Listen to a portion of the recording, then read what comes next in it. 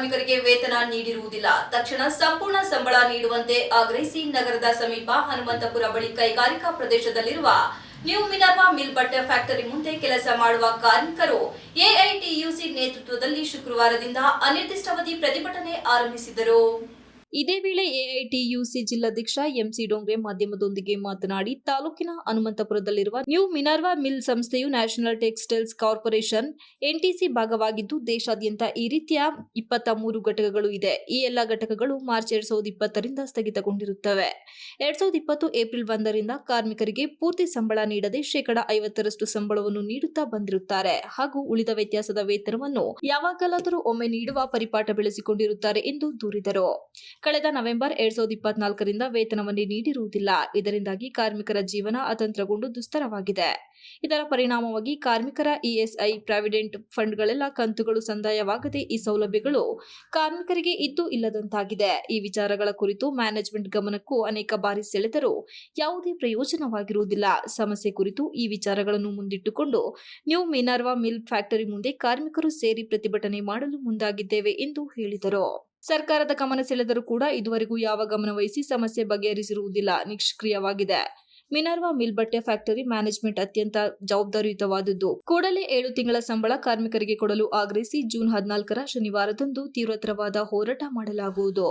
ನಮ್ಮ ಬೇಡಿಕೆ ಈಡೇರದಿದ್ದರೆ ಇಲ್ಲಿಂದ ಜಿಲ್ಲಾಧಿಕಾರಿ ಕಚೇರಿಯವರೆಗೂ ಹೋಗಿ ಪ್ರತಿಭಟನೆ ನಡೆಸುವುದಾಗಿ ಎಚ್ಚರಿಸಿದರು. ಜಿಲ್ಲಾಧಿಕಾರಿಗಳು ಕೂಡ ಕಾರ್ಮಿಕರಿಗೆ ಆಗುತ್ತಿರುವ ಈ ಅನ್ಯಾಯವನ್ನು ಗಂಭೀರವಾಗಿ ಗಮನಕ್ಕೆ ತೆಗೆದುಕೊಂಡು ಮಧ್ಯಪ್ರವೇಶಿಸಬೇಕಾಗಿ ವಿನಂತಿಸುತ್ತೇವೆ. ಮಾರ್ಚ್ 2020ರಿಂದ ಸ್ಥಗಿತಗೊಂಡಿರುವ ಘಟಕವನ್ನು ಪುನರಾರಂಭಿಸುವಲ್ಲಿ ಹಾಗೂ ಕಾರ್ಮಿಕರಿಗೆ ಬಾಕಿ ವೇತನವನ್ನು ಕೂಡಲೇ ದೊರಕುವಂತೆ ಮಾಡಿಕೊಡಬೇಕಾಗಿ ವಿನಂತಿಸುತ್ತೇವೆ ಎಂದು ಕೋರಿದರು. ಇವತ್ತು ಅವರು ಬರ್ತಾ ಇಲ್ಲ. ಹೀಗಾಗಿ ಇಷ್ಟೊತ್ತು ನಾವು ಇವತ್ತು ಹೋರಾಟವನ್ನು ಮಾಡಿದ್ದೇವೆ, ಧರಣಿ ಮಾಡಿದ್ದೇವೆ. ಮತ್ತು ಯಾರಿಗೂ ಸಹ ಇವತ್ತು ಒಳಗೋಗ್ಲಿಕ್ಕೆ ಬಿಟ್ಟಿಲ್ಲ. ನಾಳೆ GM ಬರ್ತೇನೆ ಅಂತ ಫೋನ್ ಮಾಡಿದಾಗ ತಿಳಿಸಿದ್ದಾರೆ. ಹೀಗಾಗಿ ನಾಳೆಯ ದಿನ ಇನ್ನೂ ಹೆಚ್ಚಿನ ಸಂಖ್ಯೆಯಲ್ಲಿ ಕಾರ್ಮಿಕರು ಸೇರ್ತಾ ಇದ್ದಾರೆ. GMಗೆ ಘೇರಾವು ಮಾಡ್ತಾ ಇದ್ದಾರೆ. ಬೇರೆ ಸಂಘಟನೆಗಳು ಸಹ ನಾಳೆ ಇಲ್ಲಿ ಬರ್ತಾ ಇದ್ದಾವೆ. ಇಲ್ಲಿ ಸುಮಾರು 430 ಜನ ಕಾರ್ಮಿಕರಿದ್ದಾರೆ ಟೋಟಲ್ ಆಗಿ. ಅದರಲ್ಲಿ ಇವತ್ತು ಯಾರೂ ಕೆಲಸ ಮಾಡ್ತಾ ಇಲ್ಲ. ಸ್ಟಾಫ್ನವರಿಗೂ ಸಹ ನಾವು ಇವತ್ತು ಒಳಗೆ ಬಿಟ್ಟಿಲ್ಲ. ಸುಮಾರು NTCಯ ಒಂದು ಭಾಗ ಇದು. ನ್ಯೂ ಮಿನರ್ವಾ ಮಿಲ್ ಅಂತ ಹೇಳಿದ್ರೆ ನ್ಯಾಷನಲ್ ಟೆಕ್ಸ್ಟೈಲ್ ಕಾರ್ಪೊರೇಷನ್ ಅಂತಿದೆ, ಅದರ ಒಂದು ಭಾಗ. NTCಯ 23 ಘಟಕಗಳು ಇಡೀ ದೇಶದಲ್ಲಿದೆ.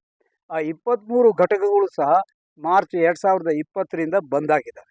ವರ್ಕರ್ಸ್ಗಳಿಗೆ ಇದೇ ರೀತಿ ಎಲ್ಲೂ ಸಂಬಳ ಸರಿಯಾಗಿ ಕೊಡ್ತಾ ಇಲ್ಲ. ಹೀಗಾಗಿ ಇವತ್ತಿನ ಈ ಹೋರಾಟವನ್ನು ಹಮ್ಮಿಕೊಂಡಿದ್ದೇವೆ. ನಾಳೆ ದೊಡ್ಡ ಮಟ್ಟದಲ್ಲಿ ಹೋರಾಟ ನಡೆಯುತ್ತೆ. ನಾಳೆ GM ಅನ್ನು ಘೆರಾವು ಮಾಡ್ತಾ ಇದ್ದೇವೆ. ಅವ್ರ ಮೂಲಕ ಲಿಖಿತವಾಗಿ ನಾವು ನಾಳೆ ಒಂದು ಪ್ರಾಮಿಸನ್ನು ತಗೊಳ್ಬೇಕು ಅಂತ ಹೇಳಿ ಇವತ್ತಿನಿಂದ ಹೋರಾಟವನ್ನು ನಾವು ಶುರು ಮಾಡಿದ್ದೇವೆ. ಈ ಹಿಂದೆನೂ ಸಹ ಸ್ಟ್ರೈಕ್ ಮಾಡಿದ್ದೇವೆ. 2020 5 ವರ್ಷದಿಂದ ಸ್ಟ್ರೈಕ್ಗಳನ್ನು ಮಾಡಿದ್ದೇವೆ, ಮನವಿಗಳನ್ನು ಕೊಟ್ಟಿದ್ದೇವೆ.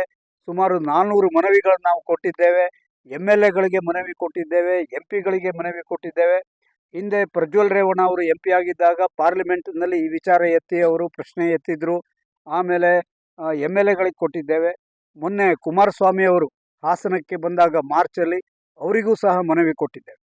ಮಾರ್ಚ್ 2022ರಲ್ಲಿ ಪಾರ್ಲಿಮೆಂಟಲ್ಲಿ ಈ ಪ್ರಶ್ನೆ ಬಂದಾಗ ಆಗ ಟೆಕ್ಸ್ಟೈಲ್ ಮಿನಿಸ್ಟರ್ ಆದಂತಹ ಸ್ಮೃತಿ ಇರಾನಿ ಅವರು ಒಂದು ಮಾತನ್ನು ಇಡೀ ದೇಶದ ಜನತೆ ಹೇಳಿದರು. ಏನಂತ ಹೇಳಿದರೆ, ನಾವು ಇಡೀ ದೇಶದಲ್ಲಿರೋ NTCಯನ್ನು ಕ್ಲೋಸ್ ಮಾಡ್ತೇವೆ ಮತ್ತು ವರ್ಕರ್ಸ್ಗಳಿಗೆ ಏನು ಕೊಡಬೇಕೋ ಅದನ್ನೆಲ್ಲ ಸೆಟ್ಲ್ ಮಾಡ್ತೇವೆ ಅಂಥೇಳಿ ಪಾರ್ಲಿಮೆಂಟಲ್ಲಿ 2022ರಲ್ಲಿ ಹೇಳಿದೆ.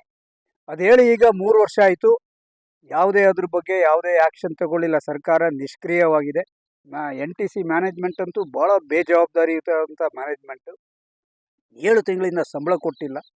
5 ವರ್ಷದಿಂದ ವರ್ಕರ್ಸ್ಗಳು ಎಲ್ಲೆಲ್ಲೋ ಕೆಲಸ ಮಾಡ್ಕೊಂಡಿದ್ದಾರೆ. ಇದು ಪರಿಸ್ಥಿತಿ. ಹೀಗಾಗಿ ನಾಳೆ ಇನ್ನೂ ತೀವ್ರವಾದ ನಾವು ಹೋರಾಟವನ್ನು ನಾಳೆ ಮಾಡಿದ್ದೇವೆ.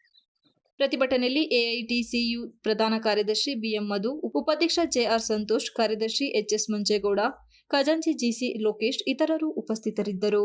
Srinivas, TV 46 news Kannada, Hassan.